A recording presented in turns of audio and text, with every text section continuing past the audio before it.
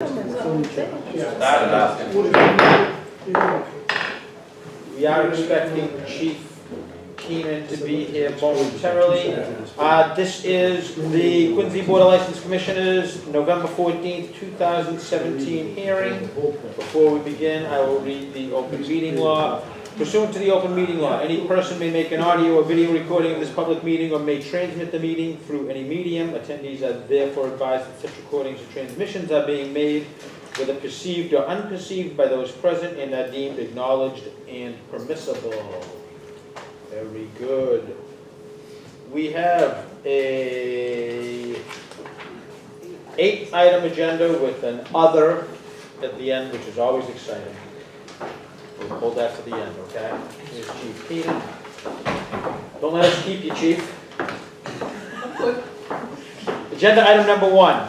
Hearing regarding the request of the House Neck Congregational Church for a special use permit, one-day wine and malt license for the Chili Fest on January 28, 2018. Is anyone here? Yes, here we are. And this is not Pamela. No. And I know you because you're from the Boy Scout, the Cub Scouts. Yes, Boy Scouts. Boy Scouts. And You didn't come and race your car I last did year. race my car. Did you? I did, and I lost every heat. Oh, okay. 5. I I didn't must make have- it past round 1. Okay. I was the Ratmobile. Okay, the rascal here. And your name is? 'Cause I Ralph forgot. Jacobs. Ralph, that's right. Yeah, Ralph Jacobs. There we go. Okay. So why don't you tell us about the Chili Fest? Okay, this is, I don't know, 7th or 8th year. We've had this as an annual event that the church holds, embraced by the community. We have about 20 different contestants, people who make chili, restaurants and private individuals, and people come just to enjoy the chili. It's $5. It's very reasonable. You can eat as much chili as you want. And it's a great afternoon. People meet friends they haven't seen in a year or two, and kind of like the Chowder Fest, but in the middle of the winter, and we don't get quite as many people. So Okay. we have beer. You know, we don't even have the wine anymore. Just beer. We don't. I don't know if we sell 50 beers, but few people like them. You know. I can imagine. Before I open it up to the board, anybody in the audience have any comments, questions, concerns? Seeing none, we'll close that portion. And it is noon to 5. And board members, any questions, comments? How many people did we have last year? I think there were between 200 and 225 people. And do we actually crown a winner? We do. And who won last year? The restaurant up in Quincy Point. Coops? Coops. Coops won last The year. restaurant side of it for about 4 years. They have great, if you like chili, they have great chili. How many years have you been doing this? I think it's about 8 years now. Okay. Board members, what's your pleasure? Chairman, I'd like to make a motion to grant the request of the House Neck Congregational Church for a special use permit, one-day wine and malt license for the Chili Fest on January 28, 2018. The event will run from noon to 5 p.m., represented by Ralph Jacobs. Second. Motion made and seconded to grant the request of the House Neck Congregational Church for a special use permit, one-day wine and malt license for their 8th annual Chili Fest on January 28, 2018, and it's from noon to 5 p.m., represented by Mr. Ralph Jacobs. All in favor? Aye. Ralph, Thank you you're all very set. much. Good luck. Thanks. Agenda item number 2, hearing regarding the request of Windy City Pizza for a common vicular license for 195 Newport Ave. This is currently the Super Chef, and it is being sold, and it is represented by Mr. Mustafa Beyturk. How are you, sir? Thank you. You are going to be taking over Super Chef, and you're changing the name? Correct. Okay. And who owns Super Chef? Juan. Juan. That's right. Tavares. Juan has been there for a long time, too. Yeah. Are you still going to make the big Yeah. pizza? Well, we have Windy City in Dorchester right now, Okay. so this is going to be the Windy Same City. thing, same thing. Everything is going to be the the same. wings. Great buffets. Oh, there you go. I brought some. I forgot everything else about that beer. I just brought some. Okay. That's Oh, look at this. Thank Here we you. go. okay. Thank you. Yeah, they're great. Thank you. So, you're gonna be taking over, and I know you're looking for a 3 AM closing. Well, I say 3 AM maybe too much, but I mean 2 AM, and then maybe if it is, from 2 AM to 3 PM, only delivery maybe, if it is. I mean, I don't want to have anything different in the city. I mean, the way things are running, I see, next door, I think Wendy's is open till 2. I'd like to have the same thing, but if I can do deliveries between 2 and 3, and I really don't know how it's gonna be, Right. So I can try that for time. Okay, before I open it up to the board members, does anybody in the audience have any comments, questions, concerns? Seeing none, we'll close that portion. And so, Wendy's is a 2 AM? Yeah, I think so. I believe Wendy's is 2, isn't it? So, I'm not sure how comfortable I am about deliveries from 2 to 3 with, I know you don't. I haven't done it also, I don't know how it is, because. How late are you open in Dorchester? 11. 11. We've been, since 1989, And does Dorchester want to give you till 3 AM? Have you ever tried? Well, 20 years ago, And they said I no. applied, and then you have to go through the Cedar Grove Civic Association first. 20 years, actually 21 years ago, they voted in the civic. I lost with 1 vote, 40 to 39, and I didn't pursue it. Okay. It's hard to find people in Dorchester. Well, you only got to get 3 out of 5 here, so it's better than 40 out of 80, right? Yeah. But 3 AM is not such an important thing. I mean, I'd like to have 2 AM, but I'm just saying, if I could try 2 to 3, it might not work out. Right. Would it be like 7 days a week, 3 AM? Or I mean, I'd like to get it, but I would only want to use it Thursday, Friday, Saturday, because I don't think there will Right. be enough business on the other days. Okay. Board members, any comments? or- Well, I'm in early, so I could go at 3 and pick up some wings for the ride and work. Yeah? I have no issues. No? Mr. Chairman, do you have any seating there? What was your, I think right now there is few seatings, not many. I think 2 or 3 tables. Maybe 8? Yeah. Seating, and Two, not maybe even- 2 or 3 booths, right? The small, Not even booths, like the but pizza small tables. tables, small tables. It's a small seating area. Basically it's a pickup It's a and pickup delivery. and delivery. How many, I know that Juan had probably 2 or 3 guys delivering during the course of the day. And I don't think he's doing that well, on the delivery side, so I think we're gonna increase that by opening 2 AM, it probably increase the deliveries. Because on Dorchester, we have probably, on Friday nights, we have like about 8 drivers, so hopefully increase it too. Now, if someone from Dorchester knows you're open till 2 AM in Quincy, you think they'll call and you'll be going to Dorchester? I don't know. The both, I have different numbers, 471 is the Quincy number and 265 is the Dorchester number. So there's so many places right now in Dorchester, I don't think they need me. Okay. How long have you been in Dorchester? Since 89? end of 89. we had an inspector from our fire prevention office go through, you, I believe you spoke to Juan, and you have some fire extinguishers that are missing? I think he just sent me from the old building of the owner, he just sent me an email with the report. Okay, so that's different, so we need copies of those reports, we need to see them. I think they are in here, they just sent me on the way in here, I think, from the building owner. So those would need to get forwarded to our fire prevention office. I will do that. Actually, if it needs any more work, no problem. And you need to replace those fire extinguishers that are missing. Yeah, because hoods are gonna be changed and it's gonna be, more installations, we're gonna have a little bit more hoods.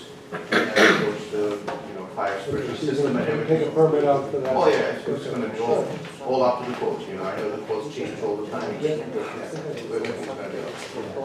As long as you're aware. Oh, yeah, I would go in Dorchester, they come like, I think every 3 months, they change the fire extinguishers, and then every 6 months, they change the other stuff, so it's a continuous check. When do you plan on opening? You're gonna be I- doing some work in there? I wanna, December, I wanna take over this month, but I'm gonna let it work till to the end of this month. Yeah. In December, I'm gonna close and do the change on the inside, Okay. and then hopefully open in the beginning of the new year. So you're gonna call us, so that we do a walkthrough before you. Oh, of course, I'm gonna give you the plans and everything, all. Do you plan on gutting the inside or? Some changes, not major Not changes, major but changes. because some things I have to move around and the food Are system. you gonna get any new equipment or anything else like that? Of course, I'm gonna get some equipment. Okay. Yes, I always like hearing that. I don't know if I have a problem with the 3 AM. I'd be interested in seeing what the chief says about it. Yeah, I don't see an issue where it's just delivery. Okay. You know, there's not coming and going, they'll be coming and going till 2, but they're coming and going right next door to Wendy's, it's a commercial area, it's on Main Street, so. Yeah, if it doesn't work out, we're gonna Isn't- even, You have the dry cleaner or the laundromat in the back, so Yeah. it's not like, There's no Yeah. immediate buttons really, so I Okay. don't see an issue with it. all right. Mr. Chairman, I'd like to make a motion to grant the request of Windy City Pizza for a new common victular license for 195 Newport Ave, currently Super Chef, due to a change in ownership. Proposed hours of operation Monday through Sunday, 10 AM to 3 AM. Proposed manager is Mr. Musaffar Bayturk. Second? Motion made and seconded to grant the request of Windy City Pizza for a new common vicular license, 195 Newport Ave. Mr. Musafa, the Turk, the manager. Hours of operation, 7 days a week, 10 AM to 3 AM. All in favor? Aye. You're all set. Thank Good you. luck, okay? Thank you. No, just 3 AM. Yeah. Separate that out.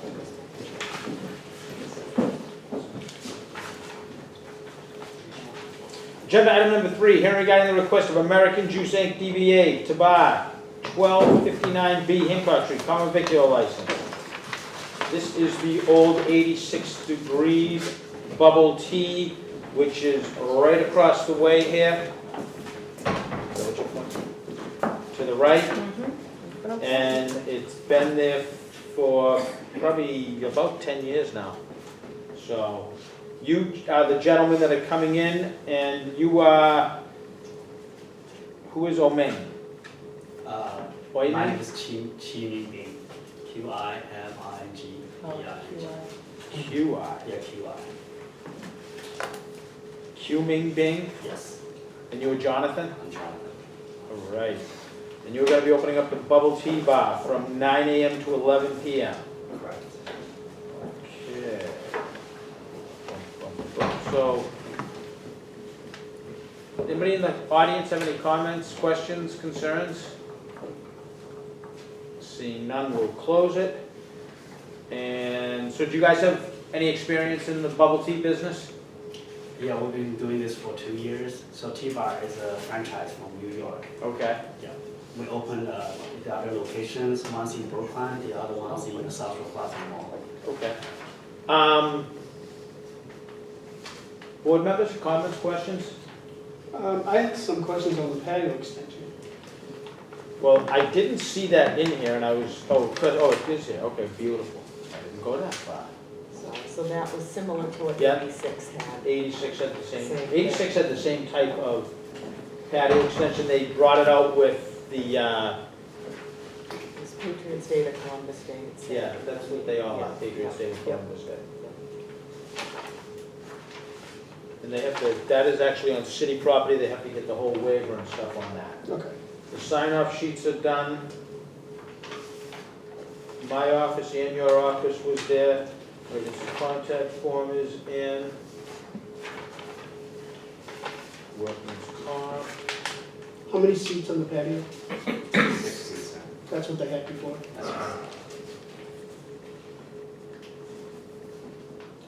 And you're under construction, you're doing work on the property right now?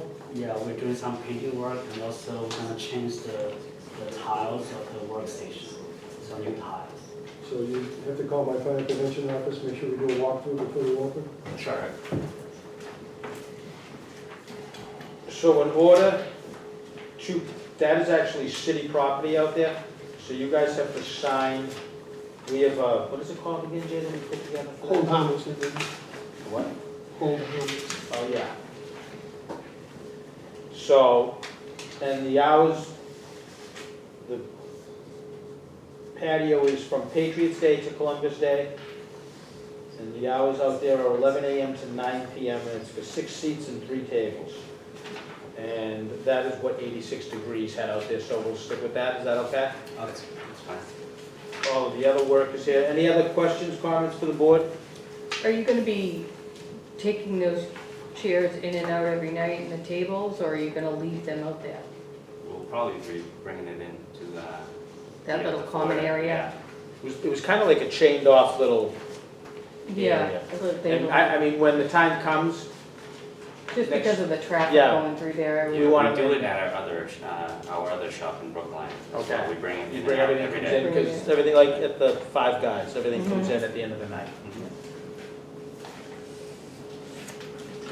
Okay, and you're not doing any major renovations, just Just cosmetic. general, Just- cosmetic, general cleanup? Just bubble tea, or is there We have other fresh things juice on as your well. menu? Fresh juice, Oh, yeah. fresh juice.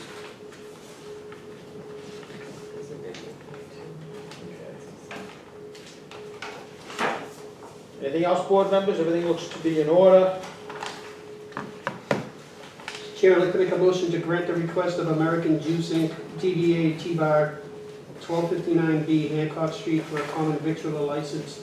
The location is the former 86 Degrees Tea. T-Bar is a bubble tea bar. Proposed hours of operation Monday through Sunday, 9 a.m. to 11 p.m., with a patio extension of 6 seats and 3 tables, in addition to the inside seating. Proposed managers, Q-Ming Bing and Jonathan Deng. Second. Motion made and seconded to grant the request of American Juice Inc., DBA T-Bar, 1259B Hancock Street for common vicular license. Hours of operation, Monday through Sunday, 9 a.m. to 11 p.m. They also are getting an extension of the patio pending final sign-off of the agreement with the city, and that is going to be for 3 tables and 6 seats, Patriots Day and Columbus Day. Proposed managers are Q-Ming Bing and Jonathan Dang. All in favor? Aye. You guys are all set, okay? Good luck. Thank you. Good luck, If you guys. want to stop up and see Susan tomorrow or the next couple of days, and we'll have the agreement all set, and then you can sign it. Okay? Thank you very much. Thank you.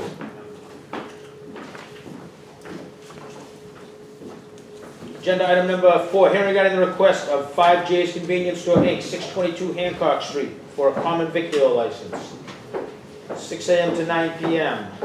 Proposed manager, Jin Hu Lo, represented by attorney Jack Milgrom.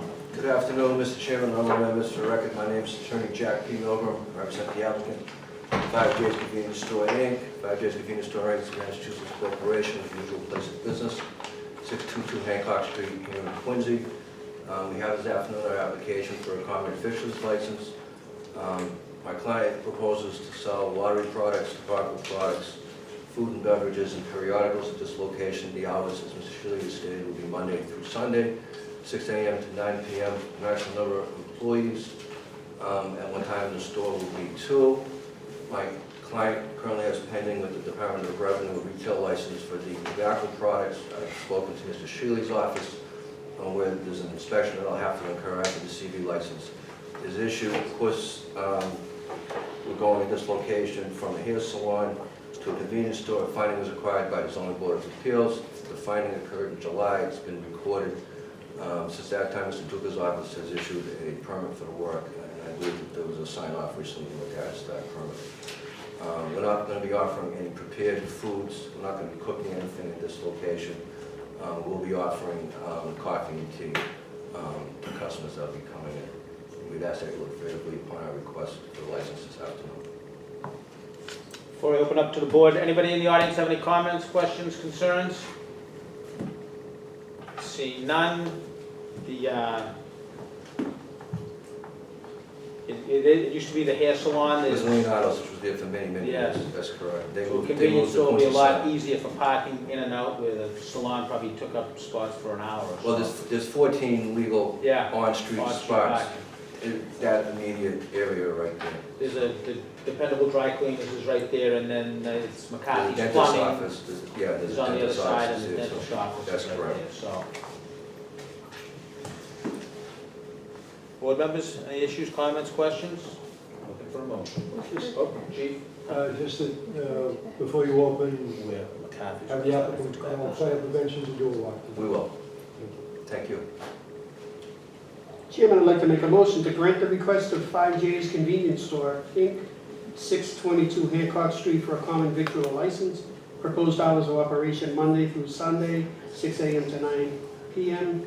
The manager is Jim Hugh Lowe, represented by Attorney Jack Milburn. Second? Motion made and seconded to grant the request of 5J's Convenience Store, Inc., 622 Hancock Street for common victual license. Is it 622 or is it 620? The address of the building is 618 to 622. Yeah, because it... We were told 622, but I'm not gonna swear to that. Yeah, because when I went by, it says 620, so that's just the middle, because it's in the middle of the store. 622 is fine. So motion made and seconded to grant the request of 5G's Convenience Store, Inc., 622 Hancock Street for common victual license. Hours of operation Monday through Sunday, 6 a.m. to 9 p.m. Proposed manager Jim Hulo. All in favor? Aye. Thank We're all you. set. Good luck. Agenda item number 5. Hearing regarding the request of Tooties Fine Jewelry for a pawnbroker's license for their location at 1163 Hancock Street. Mr. Howard Jacobs. How are you, sir? Good, how are you? I'm actually This- subbing in for my father. I'm Adam Jacobs. This is Adam Jacobs, and this is for Tooties Jewelry Store, which is right over here next to the bowling alley that's not there anymore, right, Chief? Hasn't been for a while. It's not forgotten. Could have been before my time. We'll get it for a little For a lot of time. So this is Adam Jacobs from Tooties. We have, everything is in order.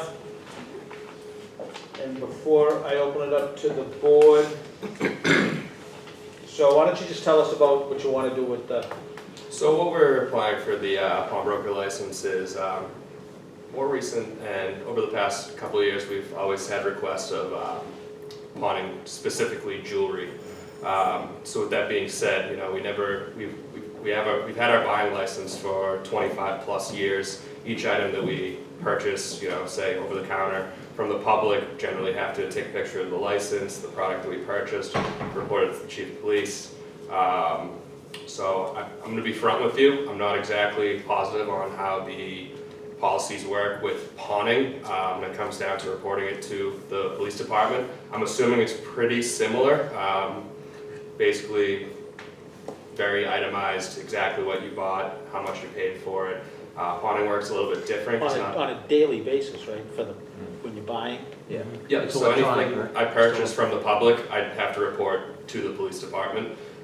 Basically exactly what I purchased, where the particular individual lives, their license ID number, phone number, all their personal information. So with that being said, not everybody always wants to sell their jewelry. They just want to loan it for some money for the time being, especially usually around like this time of year, the holiday season's coming around. So they don't want to fully part, and that's where we want to offer this particular service to our customers. I'm not going to be pawning anything like you see on TV, like microwaves, TVs, guitars. We're specifically looking to pawn jewelry, so gold, watches, anything pertaining to the jewelry business, nothing outside of that realm.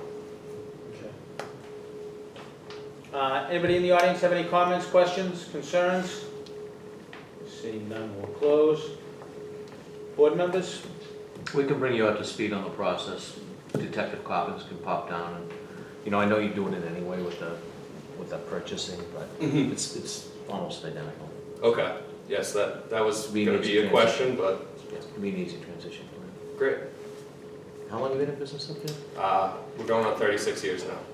So a newcomer, huh? The bowling alley's been gone that long. Yeah. Wow. That was like 3. Before our store was there, my grandfather had a bullion and coin stand business. Oh, okay. So my dad bought the condo from him. The fence you'd have to walk down. Good pinball machines in there, though. It was. Board members, I'm looking for a motion.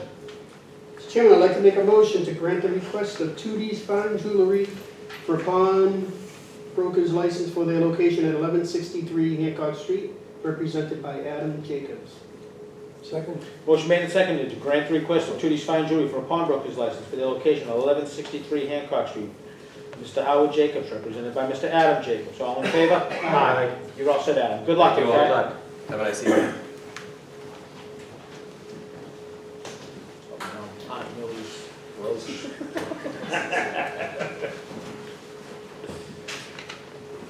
All right, agenda item number 6, hearing regarding the request of the new Quincy Lodge LLC for a lodging house license at 4951 Home Street. The proposed manager, Julia Wong, represented by attorney Jack Milgram. Mr. Chairman, honorable members, good afternoon. For the record, my name is attorney Jack P. Milgram. I represent the applicant, Julia Wong. My client has before the board this afternoon an application for room house license for 4951 Home Street, the city of Quincy. As the board may be aware, my client has owned and operated rooming houses in the city of Quincy for approximately 5 years. In March of 2013, my client purchased 67-69 Revere Road here in Quincy and Quincy Center. In September of 2015, my client purchased 124 Marymount Road, also in Quincy Center. She operates under New Quincy Lodge LLC, New Quincy Lodge 2 LLC. It's my understanding that since my client has acquired these properties, that she really hasn't had any problems with the city. It's my understanding that they've always passed the annual inspection. I'm not aware of any serious issues in regards to either of the properties. This property is going to be similar in size. The other two properties that she already owns, my client lives in Newton, Mass, but she compensates for that. She has a manager that lives in the city of Quincy that takes care of the two properties that she currently has, and that manager will be responsible to take care of this new property as well. And we'd ask that we look favorably in my client's application.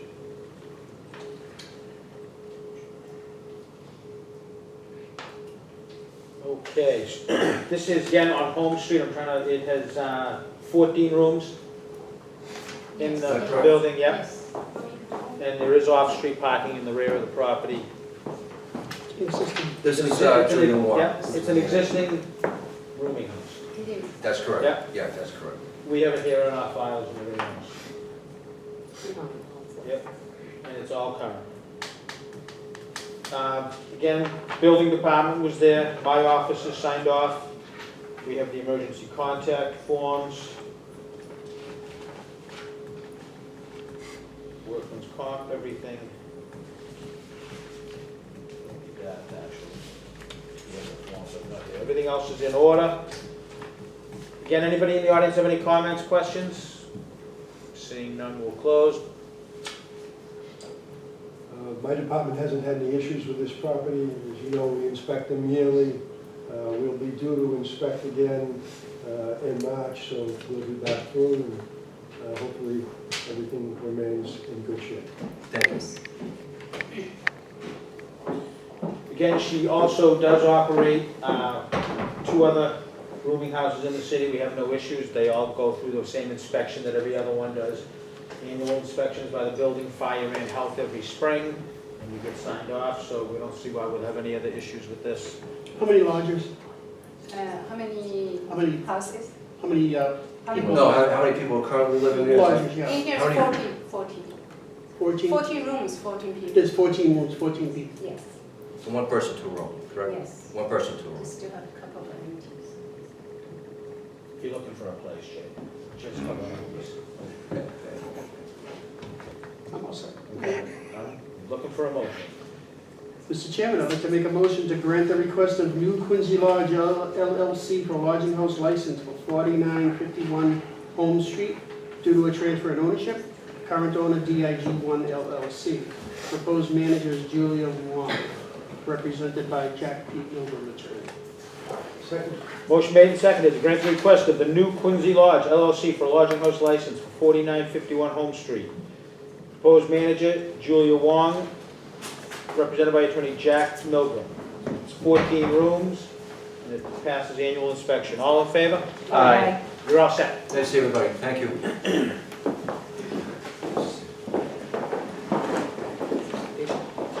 Okay. Agenda item number 7, hearing regarding the request of Table and Vine, Inc., Big Y, 475 Hancock Street, for a change in manager Nice to see you. from Catherine Chapman to Robert Masilli. Mashua. Mashuli, pretty close. And you are Robert Mashuli. I am. You're going to be the new manager. I am. And this is because of the beer and wine. We have all of the information that you had to go on the ABCC and fill out all by yourself, which is new, so it's nice for Susan, didn't have to go through what Cindy went through for years. Everything is in order, we have the application. Do you have any experience with? I was in that building with him for 5.5 years. Okay, so you know beer and wine, and so that's even better. Anybody in the audience have any comments, questions, concerns? Seeing none. Board members? Chief Allen. Mr. Chairman, we were looking for a sprinkler report, and you have those as well? Sprinkler and, violence. Okay, good. Is this a separate ownership inside the Big Y? How does that work? Well, Big Y Foods wholly owns Table and Vine Inc. Oh, And Table and Vine holds a liquor license. It's sort of a division of Big Y. okay. I'm all set, if board members are all set, looking for a motion. Mr. Chairman, I'd like to make a motion to grant the request of the Table and Vine Inc., known as Big Y, 475 Yacott Street, for a change in manager from Catherine Chapman to Robert Mashuli, represented by Mr. Robert Mashuli. Second? Motion made and seconded to grant the request of the Table and Vine Inc., Big Y, 475 Hancock Street, for a change in manager from Catherine Chapman to Robert Mashuli. All in favor? Aye. You're all set. Thank you very much, guys. Thank you.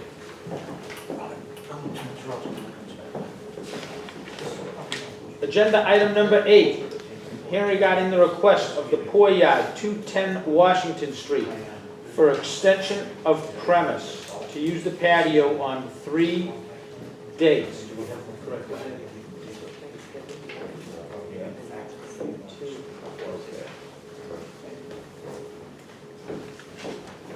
It's actually 4 dates. It is Thanksgiving morning, December 2nd, December 14th, and March 17th, right? Correct. Obviously, weather permitting. Weather permitting. That is the first part of your Correct. application. Right. And then we'll take the, Sure. review the patio conditions on the second half. Sure. What's December 2nd? We're having we do the Toys for Tots collection, so we're having 2 events, one on the 2nd and one on the 14th Oh, they're both of Toys for December. Tots. They're both Toys for Tots. The 2nd is partnered with Quincy Fire, the fire guys, and then the 14th is the one with the Marines. The 2nd should be during the day though, it'll be a daytime, afternoon thing, so not into the evening at all. And And, again, weather, if it's crap, if it's right, not nice out it's there, not nice out forget there. What are the hours that you're looking for outdoors? On the 2nd, it would be the daytime, and on the other events, Thanksgiving is a morning, so that would just be the AM, probably till 1 or 2 o'clock. The 14th is an evening event, so I would probably stick with our regular operating hours, and the 17th would probably be the same thing, stick to regular operating hours. Again, depends on what the weather's doing. And the 17th is with the MS Society. That's a walk we host for them that day.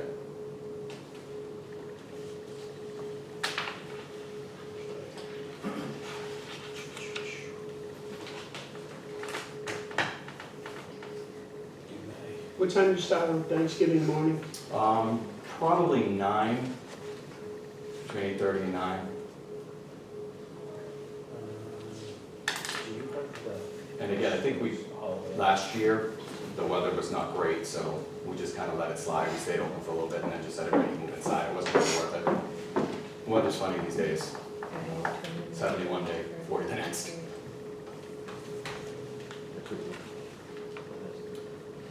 What are the hours of, liquor, can you serve? Yeah. Oh, Oh, yeah, 8 AM. 8 AM, okay. Thanksgiving morning, yeah, normal hours. I think it's the only day of the year we actually use that Yeah. early portion of it. Yeah, it is. So, anybody in the audience have any comments, questions, concerns concerning the 4 dates that we're looking to extend the? Come right up, sir. Just state your name for the record.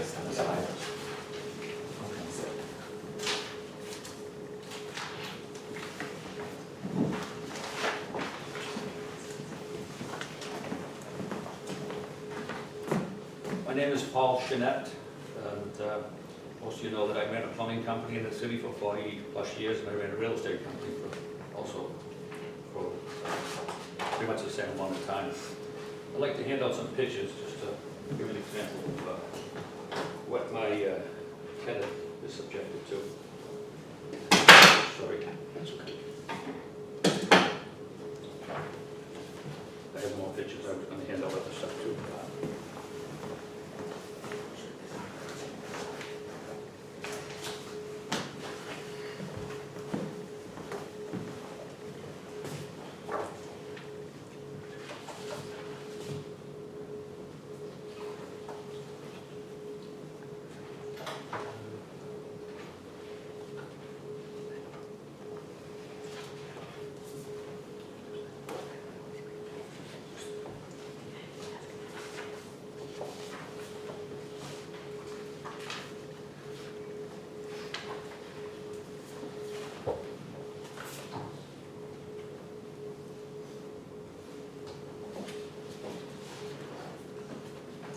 We were just passing the fall, so. Sure, yeah, there's another one. I don't think you've seen that. Let's see.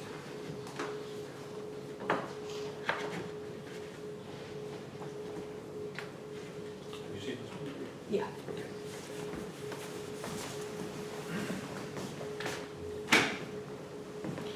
So you're probably going to hear today how Mr. DeBona is charitable and caring and so forth from the councilor here. Glad that Toys and Tots are being served. I'm all for it. I applaud that, but make no mistakes. Mr. DeBona's deeds are driven by greed. He doesn't, and is not allowed by law to give away free alcohol. I'm willing to bet he has very profitable nights during these fundraisers, and his deeds don't match his words. By that, I would like to say that we had to sit down with Mr. DeBona to move the fences. We asked him to move the fence. We asked him to eliminate the swaying lights that are very bothersome to my tenants. They cut the hours back so the tenants can get some to bed at a reasonable hour. His answer was the fence would cost too much. No response on the lights, and offered to cut back the hours to 10 o'clock on Sunday, Monday, and Tuesday, of which everybody here knows that's downtime. There's no business on those nights. On last June 26th, we were notified by the city that, the zoning board didn't answer our request for some action. We went to the licensing board. My tenant spoke of how she's in fear of herself in that place, how she's afraid that somebody's going to climb into her windows. She did an eloquent job of explaining it to the... So can I, I'm getting to it. At the licensing board? But this is for the extension of premises. Right, that we're talking about. if you bear with me just a Okay. moment, I will try to tie this in for you.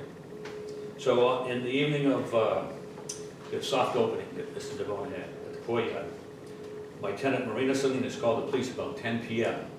He complained she could not sleep as a result of the noise and the lights deflecting, swaying through the windows. It wasn't a soft opening. That was what he had asked for, a soft opening. As a result, the police visited, they were told, and they told Mr. DeBona he had to shut the place down, and they did shut the place down at 10 o'clock. Approximately a month later, Mrs. Salinas was forced to call the police again. Music was blaring. The noise was unbearable. There was even a woman at the top of the roof taking video pictures. She sent me a copy of that the following day. Mr. DeBona was ordered to stop the music and drop the noise level, which he did. On November 8th, I received a call that the poor yard was having an event, and the lights were on. When I spoke to my tenant, Marina, she said that the lights had been left on most evenings till 1 o'clock in the morning. I called the police station, asked for some help with the swaying lights, etc., and Lieutenant Trowski did respond and went to the manager of the poor yard. And the manager of the poor yard said that sometimes the cleaning crews come in late at night at 12 o'clock. And that the smokers will not be allowed to use the poor yard. They have to use the sidewalk out front. He also mentioned that he spoke with Mr. Duker and with you, Mr. Shealy, and they had permission to leave the lights on. It's my understanding that after Columbus Day, they're not allowed to use that poor yard. So I think this, I need They're not some, allowed to use the poor yard for Yeah. alcohol. They can go out there and smoke. and the lights can stay on? Yeah, Because that's the real bothersome part to me and my tenants. I mean, I'm sure we might be able to work something out where we can do something. but- If you look at these pictures, you'll see that Yeah, there's a peeper.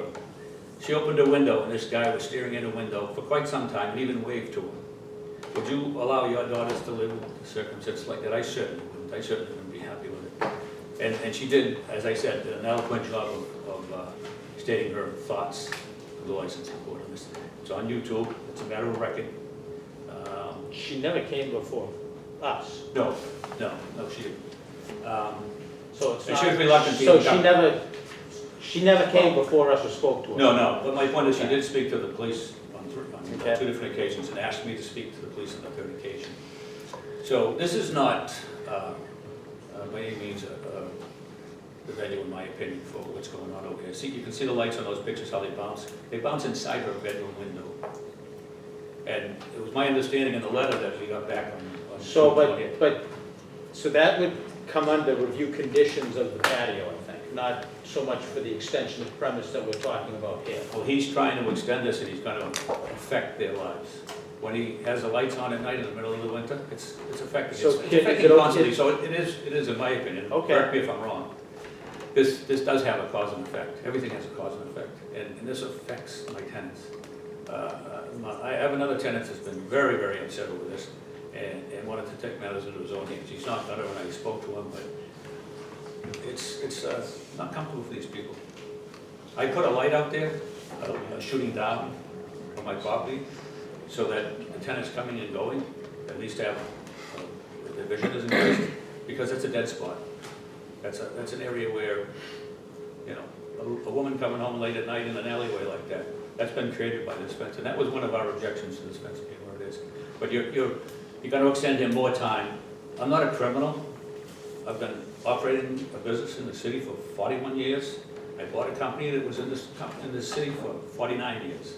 That's 90 years I've been operating, the business has been operating, so to speak.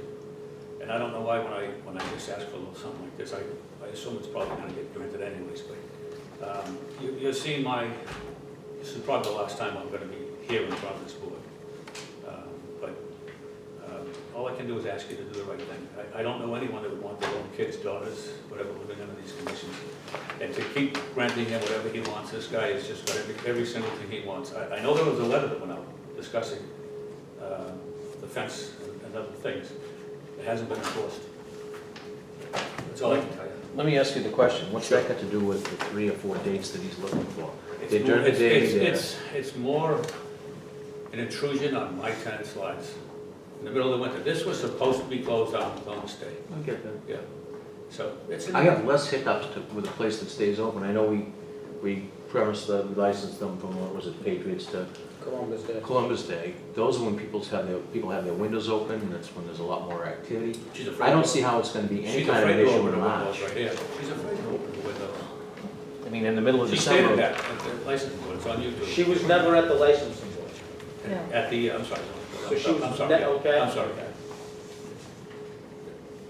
I mean, appears to me, these 4 dates, less intrusive than the other 150 that they're Oh, open. obviously, yeah, but we're just giving him more and more and more. We just seem to be giving this guy whatever he wants, and, you know, it's driven by greed. As far as the lights go, what time do they shut them down, shut them off? She has told me that they usually close down at 1 AM. The law, the way that we wrote it up last year, it was supposed to be 11. 1 AM is common with her. That I have a little bit more trouble with. Mhm. You know, and if I'm looking at the lights here, from the pictures that you provided, I don't know what time of day this was taken, but, you know, It was early evening. so there's no issue with that. You know, I At think that I point would in have time, a at little that bit of a particular hiccup, but moment- we can have a discussion offline. At that particular after. moment, there is, but I did bring forth last year and showed you how the lights do affect. I did bring in the pictures of the lights the first night it was open. And it's intrusive, and the lights sway back and forth, so she's trying to get some sleep, and she's getting a light show in her bedroom window, in her kitchen, and the people upstairs the same way. It's intrusive. Okay. Yeah.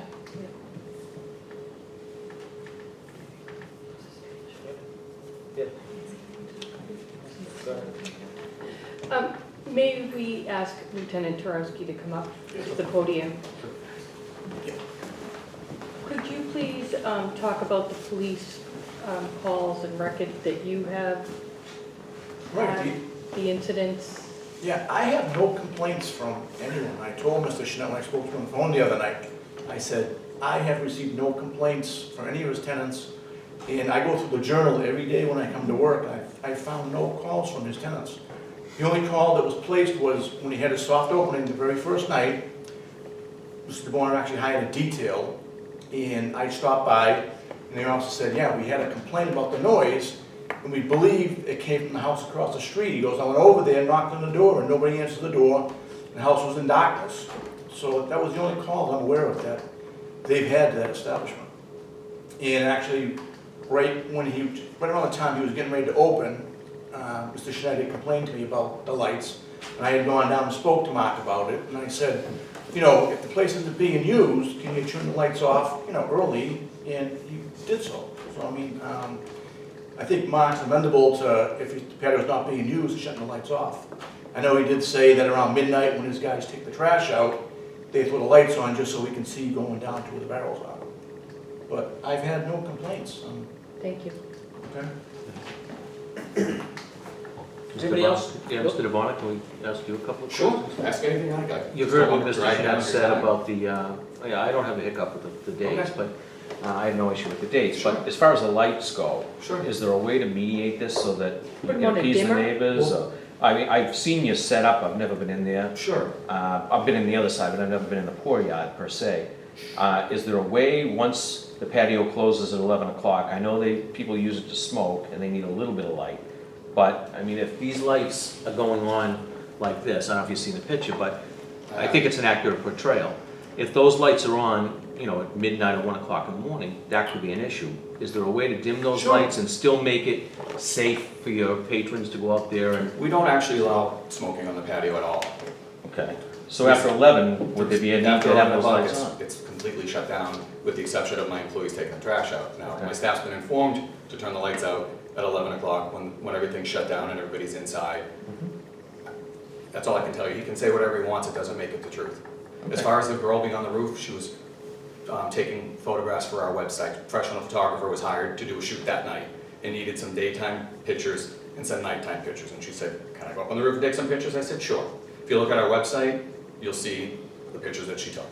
Yeah, no I problem. mean, again, I try not to drag all this nonsense, but as far as, you know, things that he wants to say, he can say whatever you want, doesn't make it true. I did offer to put a gate where he put a light on to make the fence safer for his tenants. He said no. I offered to raise the fence, which Jay Duker and I and Drew have talked about, to give his tenants more privacy, to cover up those windows. He said no. You know, there's been a finding in place to change some things around. This isn't true. He never offered to put a gate in. This is what I say. His deeds don't. So does the office still stand right Sure, now? absolutely. So the office stands right now? Yeah. Is that good for you? I'll have to talk about Let me ask you a There's other question. issues. There's a lot of issues here. There's a lot of Do you have a So, dimmer, do you have a dimmer on those lights right now? I don't think they're actually dimmable. I just want to, I've been there and at night, and I I think most of actually you have met been there over at there, day or and night. I found those to be very dim. They were really very low lighting, and I'm wondering, you know, I'm not trying to minimize the problem here, but, Sure. you know, some of these cameras will accent the light because of the low lighting effect I mean, I that the think camera has. But Most of I've you have been been there, by. and I think the street lights are probably brighter than the lights that I was at. But having said that, Sure. there's no reason why we can't shut them off I agree. at a certain time. Sure. You have the patio till 11, Sure, on season, yes. and then you can, the agreement was you could have people smoke out there. We don't let them go outside and smoke, though. I don't All want patios. smoking in that. It is allowed, but we don't, I personally don't allow it. What about the music? That kind of concerns me. The only Well- thing that's out there is a, But that's for the conditions Well, of the patio. I'd rather just get the 4 dates that he's applied for the extension, Well, either yes or no. I think the police, he's saying that there's a police report that there was music blaring, and that goes to how he's using the patio. I mean, ask Lieutenant Jarowski, we speak all the time.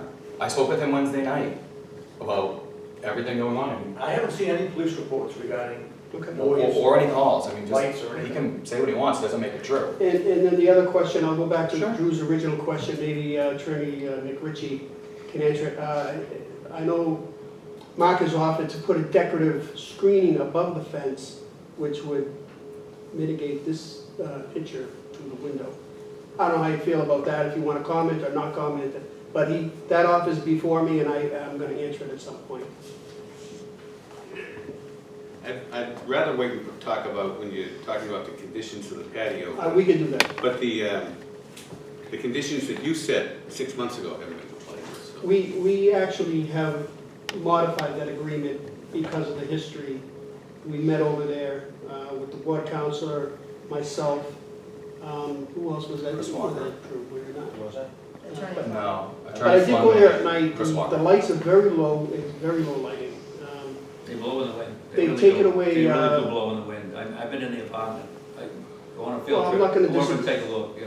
I'm not going to disagree with that, but I think we'll just go back to voting on what's before us. Thank you. Could I make one more comment? Sure, come on up. So the issue here with me is the lights and the disturbance of my tenants. He owns Cagney's, so he can do these fundraisers at Cagney's. It seems to me that should be sufficient. Why give him the courtyard when previously it states that it will be closed from Columbus to, why give it to him when he's got the place, he's got the venue for it already? And why subject my tenants to this? It's not necessary. It's only a few nights, I realize that, but a few nights lead to more nights. Now we're into March, right? We'll lead to more nights and more lights and more nights. So why don't we nip this on the butt and let him do it? Okay, that's all I ask.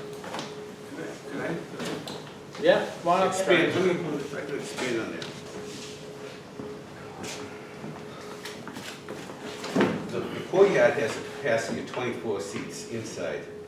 With Mr. Duca's, the zoning administrator's finding from June, the outside has been reduced to 40 seats. So the courtyard has a capacity, including the outside, 64 seats. Cagney's has a seating capacity of 100. If he's running a fundraiser, wouldn't it be more practical to have But it it's in the not, larger it's restaurant? not our place to tell him where to hold the fundraiser. No, I He has guess two it's licensed not, I guess it's establishments. not, He can- he but can- he's asking you to make an exception of the licensing board's provisions that the outside decks would be, outside patios would be limited to April through October. He wants to have one in December. He wants to have one on Thanksgiving morning at 8:30 in the morning, so everyone can get liquored up before they go to the football game. I don't know that that's really such a good idea. Yeah, if you want to prove it, but it certainly doesn't sound like somebody who's looking to cooperate with his By him residents. offering to put additional screening up to stop one of the primary complaints that Mr. Chenette's complaining Well, about. the building commissioner ordered a 3-foot Then- buffer zone to be put in, then- it hasn't been put in. You know, So- we'll get to that when we talk about the 54 seats conditions. there now, too. Anybody else have any other comments, questions, concerns? Councilor Fox. This is for the 4 days. we're Got talking it. about. So I think what's really important is the corporate culture and the charitable contributions that Cagney's and their patrons and the Boyard contribute to our community. The Toys for Tots event that is before you, I've attended each year, and it's one of the biggest toy collection drives in the entire Commonwealth of Massachusetts. The work that's being done, I think what we're talking about is this is a business district. This is an opportunity. We've had an enjoyable season. I've been there many times. I've never heard loud music. In fact, we had one night, we had somebody with one man with a guitar that couldn't even hear him without any amplification. The street lights and the sirens are louder in a conversation. We're not violating the noise ordinance. The lights, Mr. Duker and I have spent many conversations with many homeowners about someone gets a floodlight and lights up their neighbors, and that violates the building ordinances. These lights are in compliance. I think what's important to recognize is what's in compliance. What are the contributions to our economy? What are the meals tax that have been generated from this business this summer that has supported our city? What are the increased employment that is committed to the city? These are great events. Quincy needs fun things to do. Arts and culture are important to our community. I wholeheartedly support his application. Thank you. Thank you. With that, I'll ask Mr. Bona to come back up, and I'm going to ask one final call. Anybody else in the audience have any comments, questions? Okay. Board Board members, this is an application that is before us for 4 dates to extend the premise, the use of the patio.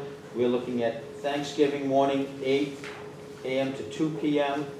We are looking at December 2nd, 14th, and then March 17th, normal hours, which are 11 a.m. to 11 p.m., weather permitting, and that is what is before us. I did say March 17th, yes. Looking for a motion or any other discussion on what we're doing? So Chairman, I'd like to make a motion to grant the request of the Poor Yard, 210 Washington Street, for 4 days extension of premises. 1 on Thanksgiving morning from 8 a.m. to 2 p.m. 1 on December 2nd. We are partnering with the Quincy Fire Department for Toys for Tots event. 1 day for December 14th for Toys for Tots, partnering with the Marines. A day in March 17th for an MS walk. Second. Motion made and seconded to grant the request of the Poor Yard, 210 Washington Street, for extension of premise to use the patio on 4 dates. Thanksgiving morning, 11/23, 8 a.m. to 2 p.m. December 2nd, December 2nd and December 14th, 2017, and March 17th, 2018, from 11 a.m. to 11 p.m. on those last 3 dates, the 2nd, the 14th of December, and March 17th of 2018. All in favor? Aye. Thank you. That's granted 5-0. And then we are here, it's kind of like an 8B, hearing regarding the request of the Poor Yard to review patio conditions.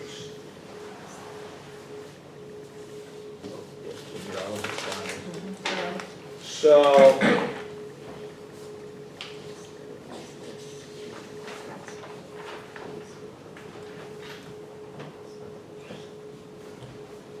okay.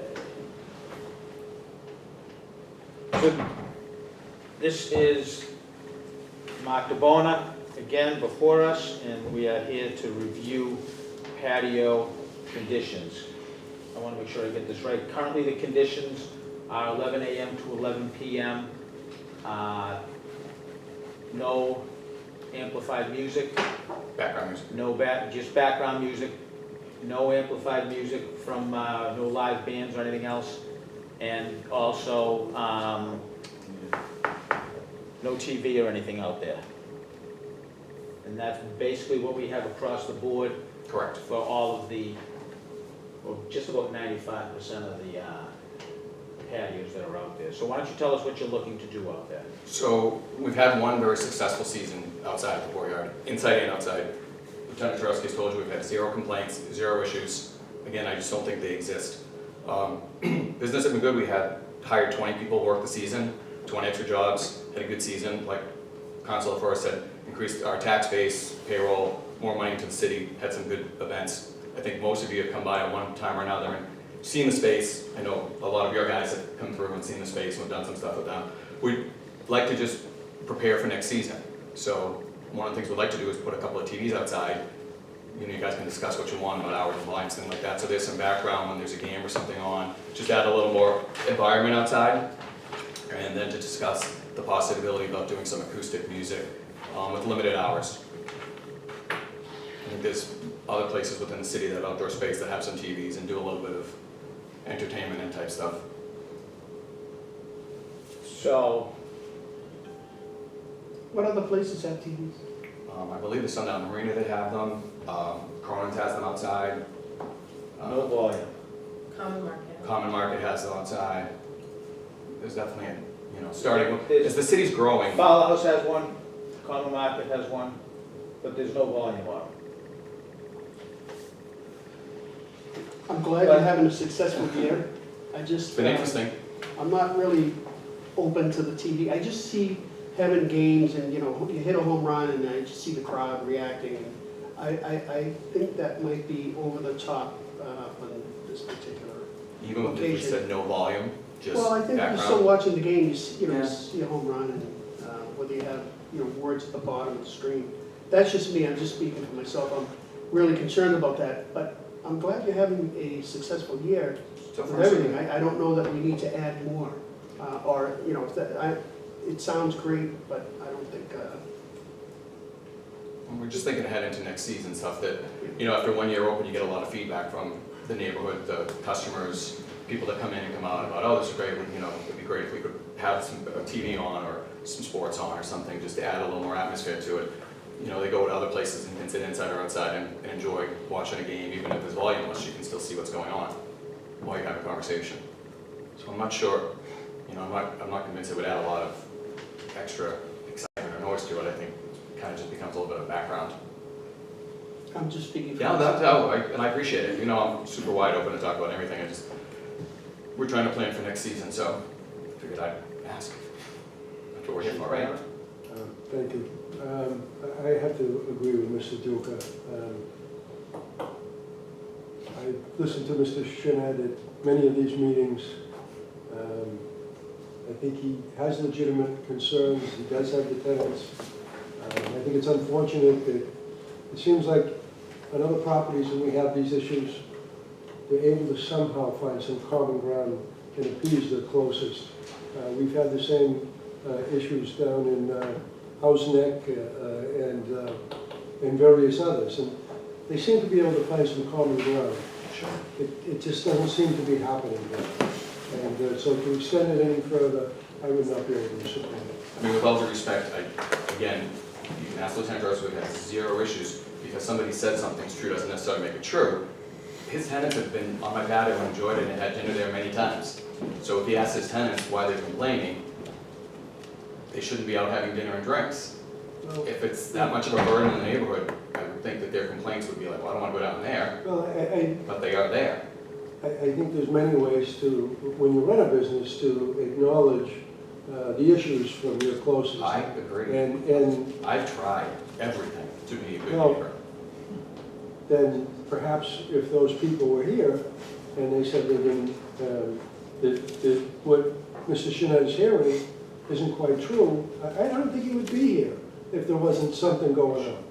I guess. So I'm sorry, but that That's would okay. be my position. That's okay. I know you do a lot of very good things, Thank you. and I applaud them. Yep. But I have to, We are in a commercial area though as well. It's a commercially zoned area, so primary uses for business and,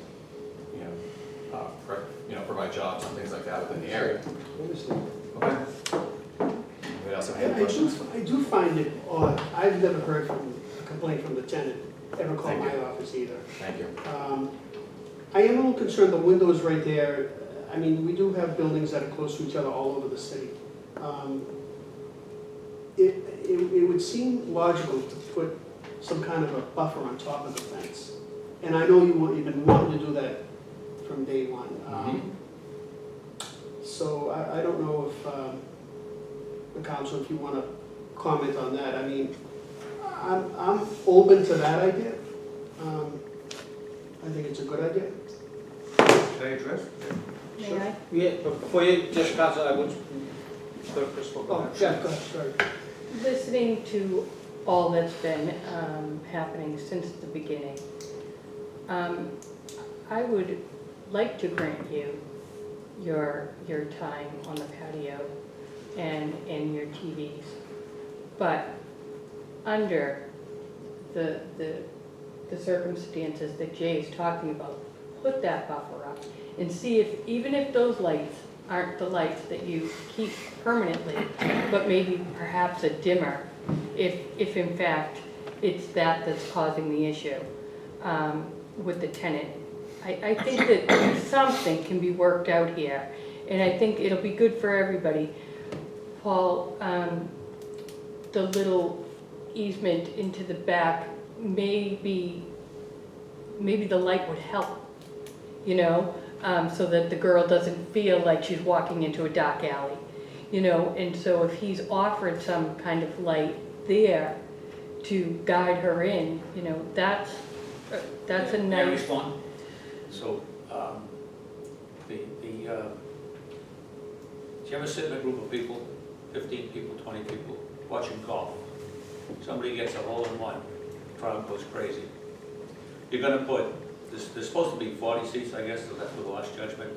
Go down now, you'll count 54 seats in there. If you go down today, drive right now, you'll count 54 seats. So, but you got 50 people in a closed alcove area like that, surrounded by a building. My building was there before he turned his driveway into a foyer. So you get 40 people in there, whether it be a football game, basketball game. This was his intention at the beginning, to put a sports bar. If you go back to our original meeting here, he said that's what he was going to do, and then he caught himself and turned it around and said, whoa, whoa, whoa, whoa.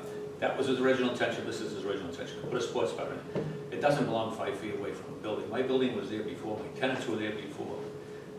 So it's an interruption on my livelihood. This is my retirement policy right here. That's why I bought these properties in Quincy, all in Quincy, is to enhance that's why I worked 41 years, 12 hours a day, 7 days a week. So for this guy to come in and put 50 seats in there and then say he's going to put sports games on, there isn't a person in here that doesn't watch a game, and when there's a touchdown, scream and yell. You're going to have 40, 50 people there screaming and yelling on Monday Night Football till what, 11 o'clock at night? That's all I can say. I mean, I've said most everything I can say, I guess. It's just not the right venue for it. These other places, Louis, down in House next to you, City. Louis and House Neck, it's 100 feet away. Father House, look how far that is from the building, the closest abutter. This is an unusual circumstance here. I applaud Marina Bay. I applaud Inner Bay Point. I go there quite often.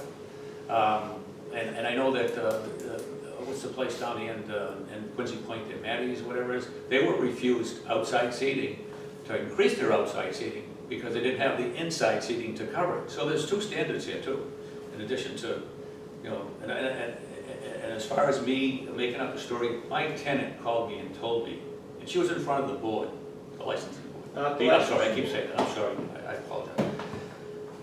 But there is a report there. I think if it's checked out, the police did respond. I hope there's a report of it, because they did respond. And they shut them down that night. And the second night, when I have pictures of her on the roof, she sent to me. And she did call that night. Now, whether or not she called the building department, I don't think she knows enough to call the building department. And I've been away for probably the last 5 weeks, with the exception of 1 week. So I'm not on top of what's going on there every day. These people contact me if there is an issue. I don't make these issues up. I'm not inciting these people to do these things. And you know my opinion anyways. It's not the venue to put 50 people outside under the windows. People across the street came to the meeting, at the other meeting, and complained about noise levels. I'm not the only one. There was quite a bit of traffic on our last meeting in front of the zoning board. So I request that you at least think about the results of what you're doing tonight. It's not a light thing that doesn't affect people. It affects everybody in the neighborhood. There's a lot of neighbors in that neighborhood.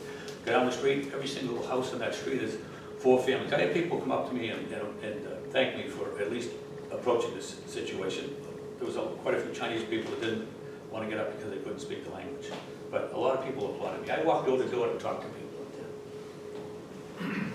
Nicole, to answer your question, again, just because somebody says something doesn't make it true. I think, like you said, most of you have been down and visited. I've been itching to make the fence a little bit higher to give everybody more privacy. From day one, I think Mr. Duca knows that. So you say go, I'll have my guys out there, next week raising that fence, making it much more private, much more secure, eliminating the light problem. It would help with any type of noise and buffering. It's a win all the way around, which is why I was confused as to why my neighbor wasn't agreeable to it. It seems like a perfect solution to a lot of problems. It would help with lighting, it would help with noise, it would help with everything. And it would, keep that space a little bit more confined as well.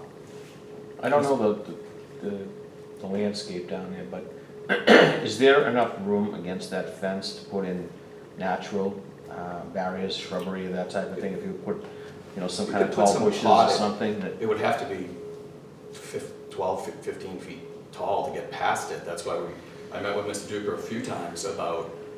But from where your deck over the concrete ends to where the No, there's not a natural area where you could possibly landscape.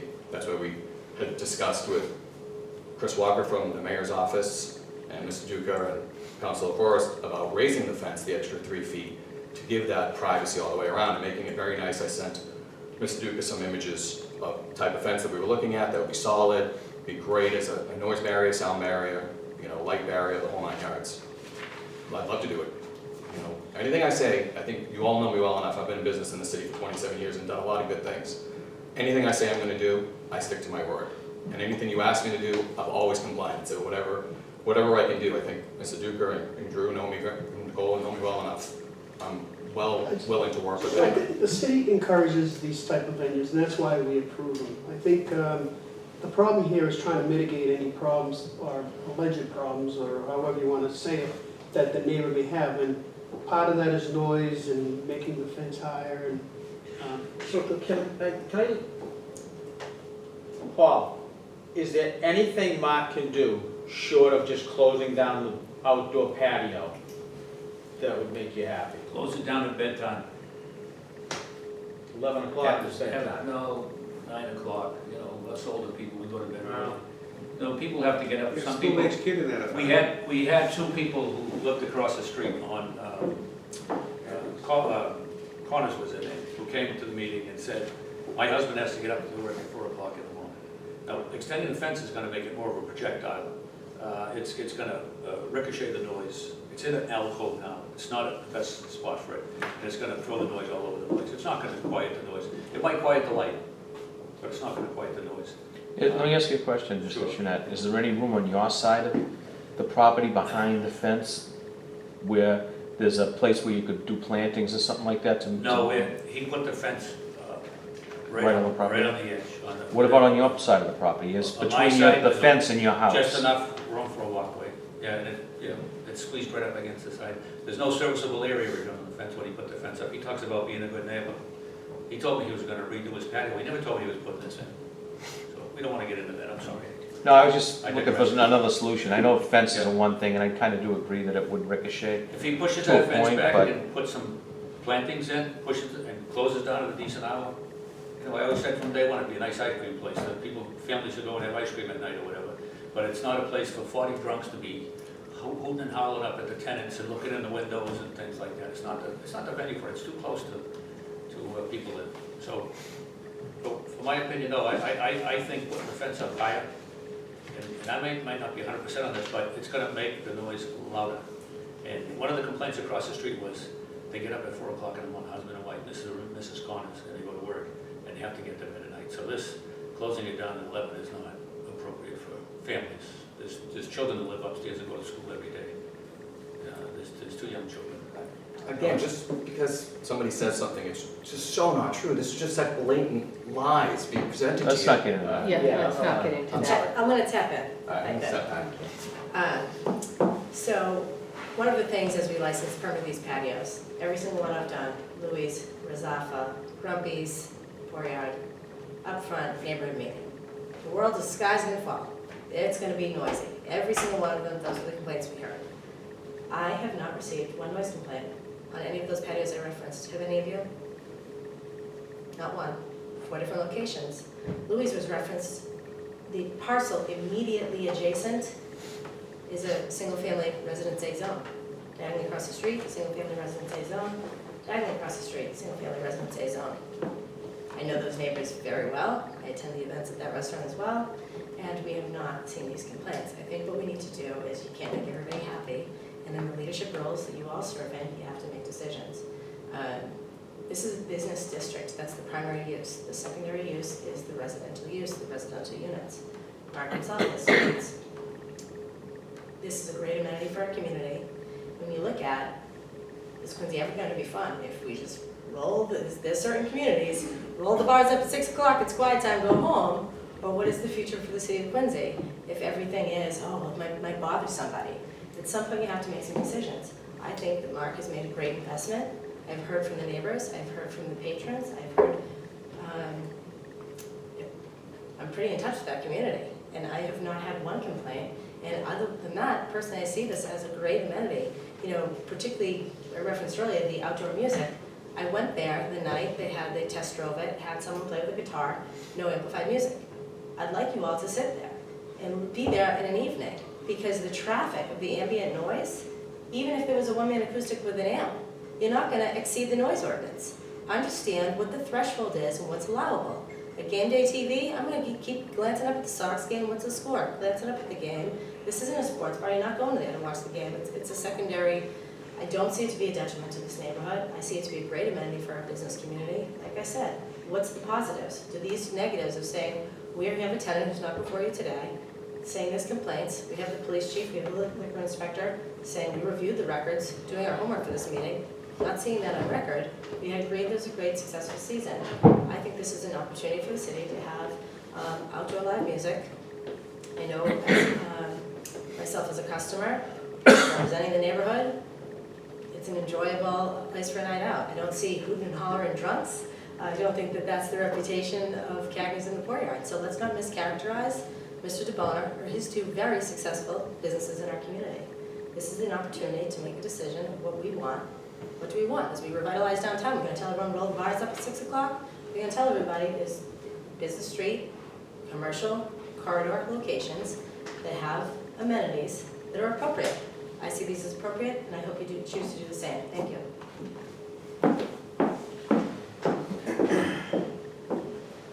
Okay, Mark, why don't you come on back up? Do you want to speak? Anybody else want I'm going to throw a friend in the audience. That'll be good. to just state your name for the record? Yeah, sure. So Walter Hughley, 44 Marion Street, lifelong Quincy resident. I first learned about the Port Yard over social media, and it reminded me, the concept that is, reminded me of some of the places I've been. I've traveled extensively in my career, and a lot of these sort of mixed indoor-outdoor venues create a really kind of cool and interesting vibe. So you add in some craft beer, add in some music. I thought it was a great opportunity in addition to the city. Spent a lot of time there over the summer after work, on the weekends, just meeting up with coworkers, meeting up with friends in the community. Attended a few of the samplings from some of the breweries that bring by some of their beers. And I was there actually the day they had the acoustic music. Really quite enjoyable. I was one of the people who made the suggestion of the potential for live music, because I think I've seen other venues in other cities that I've traveled to that have a similar sort of vibe, and it works out really well. And I'm a big proponent of live music in the city. I think we need more venues, but I mean, I think it's just a great addition. So I speak highly in favor of my experience at the Port Yard. Really good food, great selection of drinks, really nice. You can kind of hold a good conversation. I agree with the comment, I forget who made it earlier, that you can kind of hear the traffic more than anything else, because they kind of zip by on Washington Street there.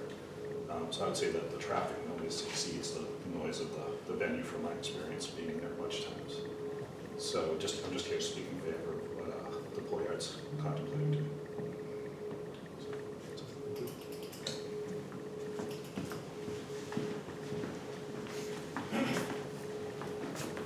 Good evening. For the record, Joseph McRitchie, I'm attorney in Quincy, and I represent Mr. Shinet.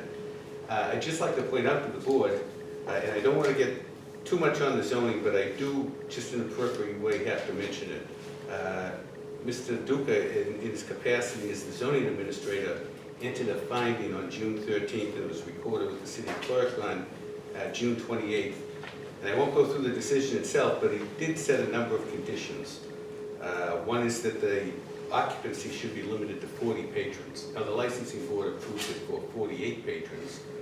I think the license board, in order to comply with what Mr. Duca has entered in his capacity as the zoning administrator, ought to be reducing the number of patrons at this facility to 40 patrons to comply with that. Condition number 5 is that there'll be a 3-foot physical buffer zone along the residential property line consisting of a tight row of plantings or a planting area. That hasn't been complied with. Somebody suggested, gee, can you put a row of plantings? He said, no, I can't do it, it's all concrete. Well, he filled in all that area and put down a concrete barrier, a concrete patio. So he made it in, that it could, if it can't be done, he made it that way. But he hasn't made any attempt to comply with that in the 6 months since that condition's been entered. Then there's also a provision about the lighting. It said there shall be no overhead party lights. Lighting shall be minimal to allow for safe passage and shall not shed light onto the neighboring properties. Now, from the very beginning, Mr. DeBona has represented, and even Councilor LaForest has represented, that the lighting would all be directed down. It wouldn't be completely surrounded, but it would be directed down towards the ground.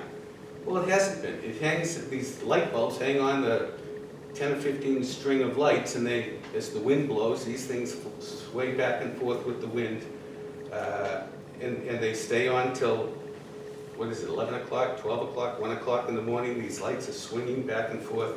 you know, you can see it from the light. Now, with all due respect, I know Mr. Duca has said that there have been some modifications to this. Well, this order in and of itself says that if anybody's aggrieved, they have to appeal it to the zoning board. There was no appeal of this. There was no appeal of this by Mr. DeBona, and he hasn't complied with it. It would seem to me that the logical thing for the licensing board to do would be to require that all these conditions be complied with before his license gets renewed next year. That's really what I'd like to say. I'd also like to point out that the original plan that was filed for Cagney's, and then it was transferred over to the Poor Yard, shows this patio extending back, and it says it's 30 feet by 40 feet, and it extends to the rear of the building. Well, as it's been constructed, it's all the way back the full depth of the lot. So it's a lot bigger than 1,200 square feet. I haven't got nothing with a tape measure, we haven't had a meets and bounds survey done or anything, but if it extends all the way back to the back of the lot, it's a lot more than 40 feet. Now, if the board wants to limit it to the 40 feet, perhaps what they should do is go from the back of the lot, come forward 40 feet, and the patio would end probably before the windows of this, in the residence that people are concerned about getting people looking in their windows. You know, perhaps the 40 feet ought to be enforced. That's what he said he was going to build. You know, everything he said, everyone talks about, oh, what a great neighbor he is, and he does all these things. Well, he hasn't done anything that he said he was going to do in his applications to this board. I think you ought to enforce his original plans and enforce Mr. Duca's orders. If you do that, that may not resolve the thing, but, you know, the chief asked about, well, gee, can you put in some row of plantings? No, can't be done, can't be done. Well, then he should have appealed this order. Should have appealed the order. And if he won't do that, well, then let him bring the fence in 3 feet. You know, that'll give a 3-foot barrier. You know, it'll reduce the area by 3 feet, and the fence will be there. You don't need to raise the fence, let's move it back, so that you don't have people looking in the tenants' windows and waving at them and smiling at them. I can understand the tenants being upset, and I can understand Mr. Shinet being upset. So, you know, even if there were modifications to these orders, I certainly wasn't made aware of them. I've got outstanding records for public records on these things, and I haven't had my full response yet. I've had a lot of documents prepared, and I certainly appreciate those. But I sent a follow-up over a month ago, and there's been an acknowledgement, but no more documents provided. But again, these conditions, if they were enforced, maybe there wouldn't be so many complaints now. And again, it wasn't appealed to the zoning board, and that's what the remedy would have been to Mr. DeBona. So, thank you. Council, do you mind if I take a look at your map? Pardon me? Do you mind if I take a quick look at your map? The sketch here? Yeah. I know it's not just. Yeah. I know it's not official. I'm sure it's in the file. If I may, to the council's point, I just want to be clear about the meeting, Jay, that you referenced in your comments. And I think a little bit is cart before the horse. And Jay, I was quite surprised when you made that order without any communication to myself or Mark. Because level involved, and that was when we involved the mayor's office and said, let's all sit around the same table and let's make sure that these questions are being asked. When Mr. DeBona initially came to you and said, I'm interested in this patio, what is the game plan? The plans were reviewed. There was never talk about shrubbery or arborvitaes. And he actually, at the time, went to Mr. Shinet and said, on your side of the fence, if you'd like, I can bring in stone to fill on your side just so it has a cleaner look. And these were all things that were reviewed. And so when you said add shrubbery, it was like, wait a minute, Mr. DeBona spent a lot of money with a plan with you having upfront opportunity for your input, and you never said that. So to now remove portions of the patio to then plant is a little bit disrespectful, I had called it, to say, that conversation, you, Mr. Duke, as the building inspector, had the opportunity coming out of the gate, and now to come in at the back end and say a natural buffer would have been more appropriate, this is when the fence extension. So I know there's a lot of talk about that, and we did say, I mean, there are some kind of soft plantings in pots to give it a softer look, but that was why there has not been the change in that order to say, now let's go plant shrubs. Well, wait a minute, we're not ripping out a patio that we just put in. So I just wanted to clear that, because we were surprised when that came through the order, and Mr. Devon, I would say, appealed to that order, and you've since adjusted it with great discussion. And I think what's important here is many people come before us and you're out chasing them. Every single time we reach out, he is thorough and he's responsive. And I think a little bit on the city side of this, it's been, you know, Johnny on the spot, let's get it done. And we're saying like, geez, we're tied up in things. So, you know, I feel like, to my knowledge, he is in compliance. The lights were reviewed, the lights were deemed in compliance. Water threshold, but I really think it's important. Sit there, listen to the traffic go by, listen to your threshold of noise, understand that specific high traffic area environment, and then particularly you will hear umpteen times Brewster ambulance flying by because their headquarters is right there, and I hear that from the neighborhood too. I'm not going to call the ambulance company and say, you know, tune it down, but it is loud. So I think you need to understand what is the threshold, what is the noise ordinance, what is compliance when you're talking about the impact of these amendments. If you'd like opportunity to do that and sit there even without the patio being open and hear that, and us to, you know, continue these pieces, I think I'd be open to that. But I really feel strongly that these are amenities that would be great, not just good. These would be great for Quincy. Quincy needs, you know, social atmosphere in the evenings. If not here, where? This is a commercial corridor. This is a business district. Thank you. Okay, so I'm gonna do one final call. For anybody in the audience have any final comments, questions? Seeing none, I'm going to close. Do people have a copy of these directives that he's talking about? Because I have some extras. I don't have any. From Mr. Duda. I don't have it. Do you have any questions for me? I do have some extra, I do. but I would appreciate if you'd at least take a look at them. Because this was a directive on June 28th for him to make some moves that he didn't. So, let me just find it here. We'll be with you for a minute.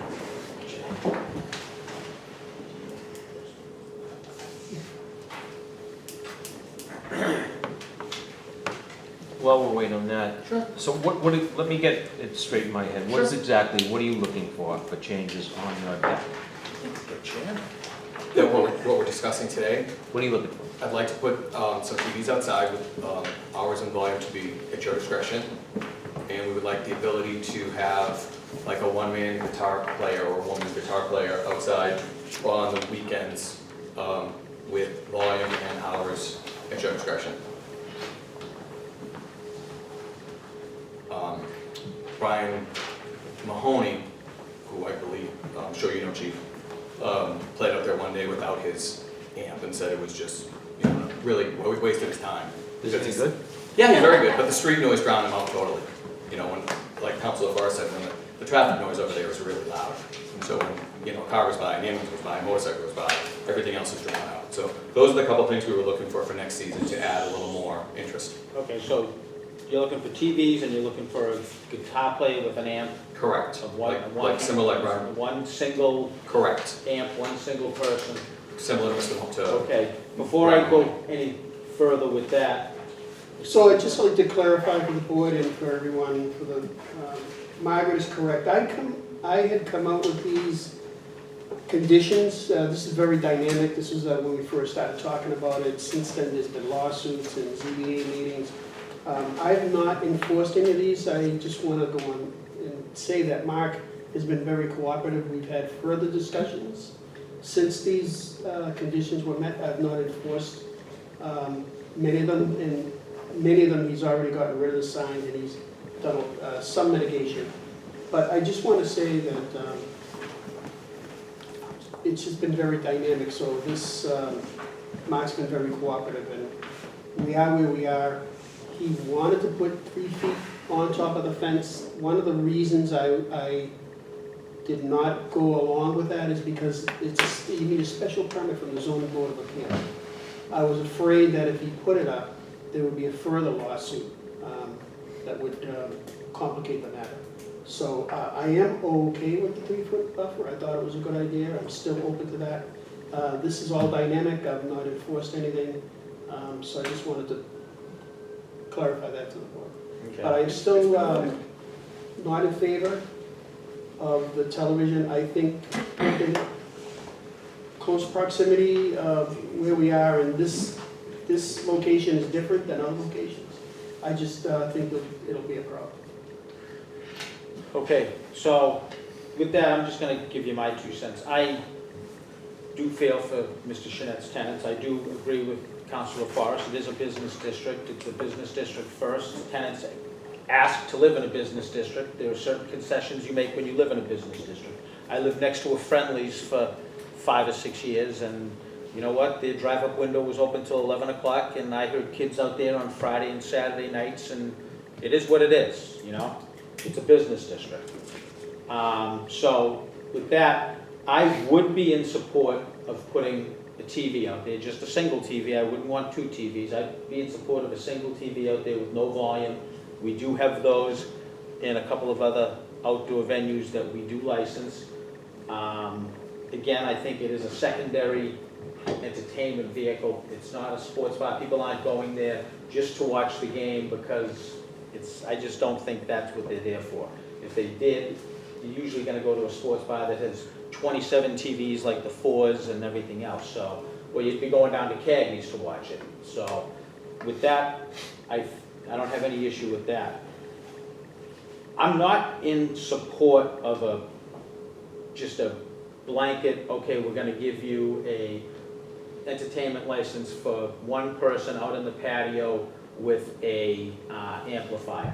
I would be more agreeable to, you know what, you pick, you know, a half a dozen dates of when you want to try to do something with a single person out there, come before us, we'll give you permission.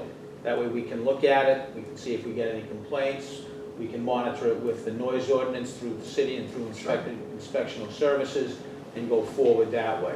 That basically is what I would be looking to do. I'm not sure if you want to take a vote on both of them together or if you want to do separate. I'm open to however you want to do it. And then, but that's my 2 cents, and I'll let anybody else on the board who wants to say anything. I agree with you. I think that is, for now, until maybe perhaps we can get some issue for the buffer, you know, I think that's acceptable. Would it be easier if we just withdrew the request for the music at this point and then just come up with a handful of dates that we can discuss at a future time? Yeah, you can withdraw. And that might just be easier for everybody, less headache. Do you want to keep the TV? You want to Yes, try please. to go for a TV? Yes, please. I feel like I'm on the prices right here. You want to go for a TV? Where do we again, stand, the whole issue with the fence, where do we stand with the elevation of the fence? I would love to do it. I met with Mr. Duca on site. We walked the whole property with Chris Walker from the mayor's office, with Councilor Forrest. We all looked at it, we walked around, and it would be, so that it would basically raise the fence on 2 sides, and then the 3rd side is my building, so you actually have a really enclosed, tight space. So I disagree that I think it would actually reduce any ambient noise and definitely reduce any lights. And then when you add the additional plantings in the spring and pots around the patio, I think it's gonna be much quieter, and everything will be more self-contained. It makes perfect sense when you look at the space to say, oh yeah, if we had a fence a little higher, it would totally cover his tenant's windows 100%, so there'd be no visibility on either side. And then it would also enclose the backside and protect everything a little bit, you know, nicer and neater and cleaner and quieter. Mr. Chenette, I know it's not gonna totally appease you, or... No, well, it's gonna block all the light of the tenants because it's so close to the property line. And again, we've got This is nighttime. Pardon? We're talking nighttime. No, but doesn't it remediate some of your issues with people looking in the window? Doesn't it take care of the ambient light coming from the property onto your property? Doesn't it not resolve some of Let those? them plant a 3-foot buffer of plantings and let them grow up, and that'll block, you know. That would be my preference. That was ordered as a... Yeah, but it wasn't ordered by the licensing board, and I don't have any authority. It was ordered by the zoning administrator, and it That's the wasn't zoning appealed. board. And it wasn't appealed.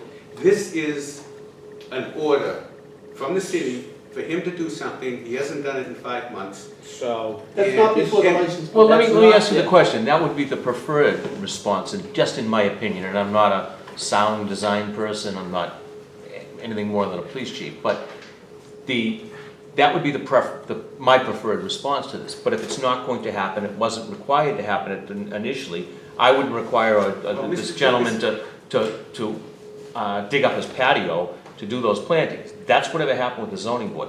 My question though is, if we would It's have, not what happened with the zoning. well, Because it wasn't appealed by him. And he was told, if you are aggrieved by this, you have the right to appeal. I He didn't understand that, appeal it. Counselor, I That's understand the that. Within the 30 But I'm trying And he to, has I'm trying to reach a enforced- middle ground here. So what's the difference between that and the 3-foot fence? It's gonna cause the same issues that you say that are gonna be detrimental to Mr. Chenette's property and his tenants. In my It is opinion, gonna it's the solve same. a problem, it is gonna resolve some of the issues where people looking into that property. I think it's gonna get rid of the ambient light, and I think it's gonna deaden the noise a little bit, whether it's plantings or whether it's a fence.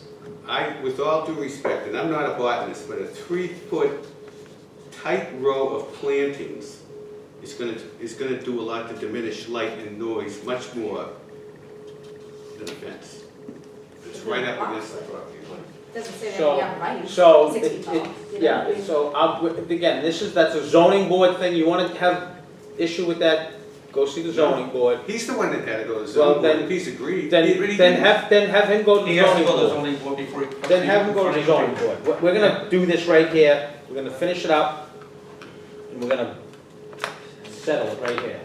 So, we had the public hearing, we had everybody speak, we're ready to sit down and make a decision. So, right now, Mr. DeBona is withdrawing his application without prejudice for an entertainment, for outside entertainment, correct? Correct. So that is being withdrawn. The only thing he's looking for now is an outside TV. I would support that with no volume on. That is what is before us right now. And I didn't make the motion, that's what's before us. If someone wants to make a motion, they can make a motion, and we'll do a roll call vote. I think somebody else would have to make the motion. I'm not making a motion, I said I didn't make a motion. Yeah. I'm waiting for someone to make a motion. I couldn't make the motion. Then you don't have to. You can make a motion to deny. You can make a motion, you don't have to vote for it. Okay. You can vote against the motion. You can make it and vote against it. Yeah, speak out of both sides, even. Motion is to just I'd make have a to make a vote. motion to deny it then. So Okay. what is the, what is the? Just the TV, correct? Yep, just the With no TV, volume. no volume. I'll help you out, Jay. I'd like to make a motion to grant the request of the Poor Yard located at 210 Washington Street for an outside television with no volume. Second.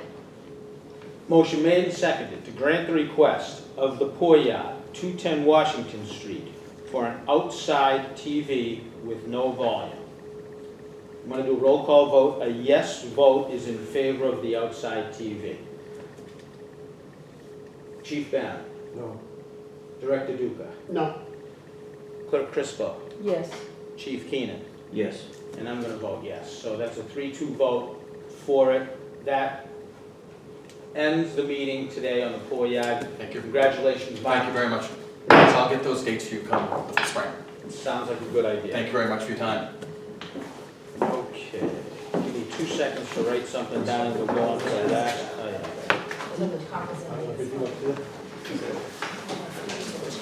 Yes. My truck's 5T. Okay, we have just one other item on the agenda today. It is the holiday hours, and also I'm looking to do one other thing with holiday hours. I want to take a vote to extend the New Year's Eve hours till 2 a.m. We do that every single season. I don't think this year will be any different. The licensing board, we are sending out to all of our license holders the following letter. Please be advised of the following conditions approved by the City of Quincy Licensing Board on Tuesday, November 14th for 2017 holiday season. Wednesday, November 22nd, that's the day before Thanksgiving. Package stores may remain open until 11:30 p.m. Thursday, Thanksgiving Day, November 23rd, 2017. Package stores only may not sell and deliver alcoholic beverages at any time during the day. Sunday, Christmas Eve, December 24th, 2017. Package stores may remain open until 11:30 on Christmas Eve, Sunday. Monday, Christmas Day, package stores may not sell or deliver alcoholic beverages at any time during the day. Restaurants may sell may not sell alcoholic beverages or wine until after noon time on Christmas Day. Sunday, New Year's Eve, December 31st. No, what I'm saying. You like this?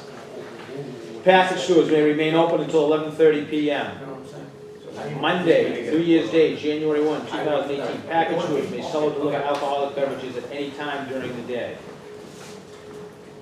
And then on New Year's Eve, I am looking for a motion to extend the hours of all pouring establishments until 2 a.m.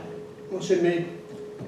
Second. Motion made and seconded to grant the request of all pouring establishments in the city of Quincy to remain open until 2 a.m. on New Year's Eve, which would mean last call is at 1:30. Everyone, all drinks off the bar at 2, and everyone out of the building by 2:15. Did I get that right, Mr. Lieutenant Turowski? Till 2 a.m.? Yeah. No. Last call 1:30. All drinks off the bar at 2. 2:15, all drinks off the bar. 2:15. Everybody else by 2:30. Okay. Noted. That doesn't apply to the things like the special conditions. Kelly? Yeah. No, it doesn't apply to Callahan's. Callahan's is 11 o'clock license. Make that clear. Yeah. This is Callahan's at an 11 o'clock license. Could you repeat that?